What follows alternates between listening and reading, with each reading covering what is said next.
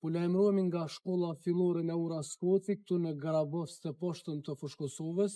ku në këtë qendër të votimit gjatë ditës së sotme janë shfaqur disa probleme me energjinë elektrike. Kjo qendër e votimit për gati 1 orë e gjysmë pra nuk ka pasur rrymë, për çka menaxheri i kësaj qendre Gzim Berisha ka ngritur shqetësimin se gjatë kësaj kohe nuk kanë punuar edhe kamerat të cilat janë në klasa pra ku kryhet edhe procesi i votimit. Menaxheri i kësaj qendre të votimit ka shprehur shqetësim edhe për faktin se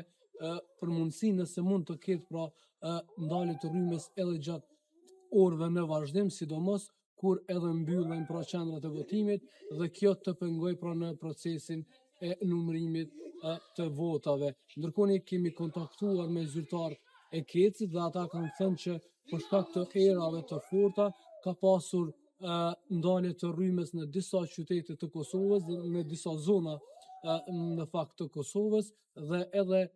ky vend pra fshati Grabovës është në mesin e atyre vendeve ku për 1 orë gjysmë pra nuk ka pasur energji elektrike.